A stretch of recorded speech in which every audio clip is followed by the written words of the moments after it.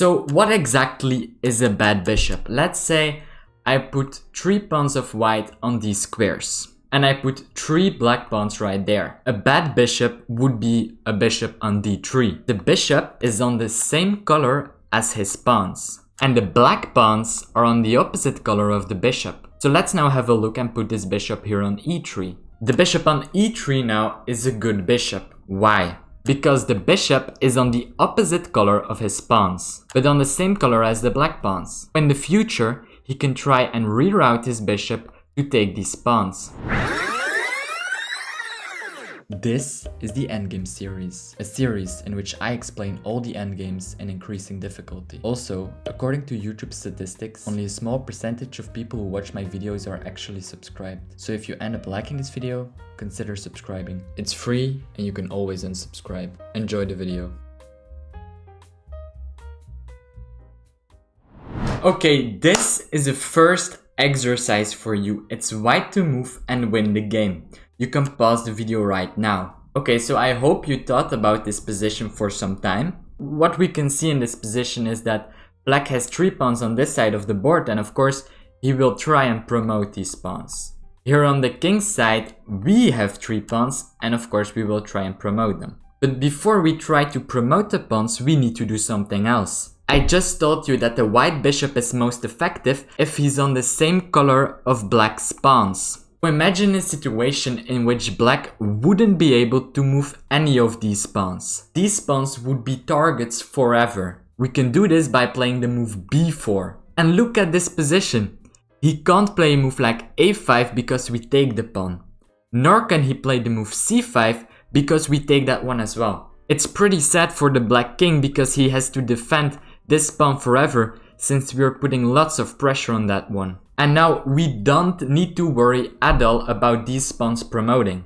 And rather we can concentrate on our own plan, promoting these pawns. Also note that the black king can't really go anywhere because we would go to c5 with the king, pressurizing the pawn on c6. Black is forced to go passive with a move like bishop to e8. And we can just start pushing the pawns. We play the move f5. And black just needs to sit there and wait because he can't do anything. Because he can't execute his plan of promoting these pawns. With white, we can just take it slow and activate the bishop first, supporting these pawns. Black doesn't do anything and we go for g5. Bishop to f7 and we can already in this position play just a move like g6. Bishop to e8 and here we can already play the move f6, boom! And we will just be able to promote our pawns. It's tactically working because if he would take on f6, we would play the move g7. Of course now we are threatening to promote the pawn, so black has to do something about that. He has to play the move bishop to f7, but in this position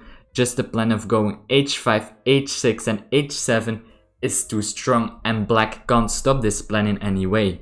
Note that after the move h5, black can't take the pawn because we would promote with the g-pawn. This is a second exercise for you, but since it's very difficult, I will give you some hints and analyze this position before you go and search for the solution. It's pretty clear which bishop is better. It's the white bishop, because the white bishop is on the opposite color of his own pawns, but on the same color as the opponent's pawns. Also, note that the black bishop is just being passive, looking at his own pawns. It's pretty clear that it's white who is attacking and black who is defending. If this position would be black to move, this would be an instant win. Firstly, note that black has no moves to play with his pawns. The move h5 is technically possible, but we would just take that pawn. Also note that the black king can't go to c6 since we would take the pawn on c5. He can't go to e6 because we would just be able to come in and grab his pawns. And black's last piece, the bishop, well, he's defending 2 key points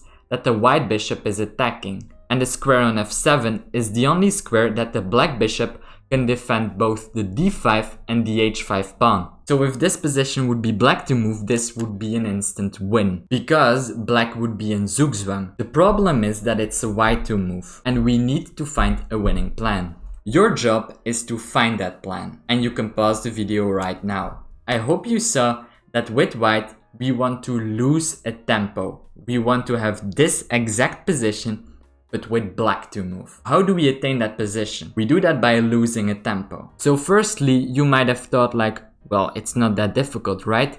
We can just lose a tempo by, for example, going to H1 and then going to G2 and then going to F3. So let's see how that goes. Let's say we go to H1 and black should just keep defending this pawn and he should play a move like bishop to G8. We go for the move bishop to G2, and now this plan would be working if black would play the move bishop to F7, because then we would play the move bishop to F3 and we have the starting position but with black to move, so this is winning. So what exactly is the problem with this plan? So we said that after bishop to H1, black had to keep defending this pawn and he had to play the move bishop to G8. After bishop to G2, black will not play the move bishop to F7, but black can play the move bishop to E6. And after this move, bishop to F3 isn't doing anything because now black does go to F7 and we have the starting position, but it's still white to move. If we go for a plan like this, we are not able to lose a tempo because the black bishop has 3 squares to go to. And since he has always the choice out of 2 squares, we will never be able to gain a tempo. The solution in this position is to put the black bishop on a diagonal on which he has only 2 squares, since then we are actually able to put black in zugzwang by losing a tempo. And we can attain this by attacking this pawn. Why this pawn? It's very simple. If he wants to defend it on this diagonal, let's have a look. I count 2 squares, H7 and G6. Since black has only 2 squares on that diagonal, we are able to lose a tempo. You might ask, well, black isn't stupid and he would probably go to this diagonal because then he has 3 squares, right? Well, and this is the key to the solution of this puzzle. In actual fact, you shouldn't count the C8 square as a legitimate square, because if he would ever go to the C8 square, this pawn on H5 would just fall. If we don't count this square on C8, this diagonal consists of only 2 squares. We want to attack this pawn and obviously we will reroute the bishop to D3 because on this diagonal we have lots of squares to go to. We play the move bishop to E2. Black goes for the move bishop to E8, defending the pawn on H5, and we play the move bishop to D3. And now black has a choice of going to one of 2 diagonals. He can go either to D7 or G6. So basically to one of these diagonals. Let's say black goes to D7. Then we would just play the move bishop to C2, and this move is losing a tempo. And black's move in this position is forced. Black has to go to E6. If black would make use of the square on C8, black would lose control over the H5 square. We can just play the move bishop to D1 and take this pawn. Black's move is forced.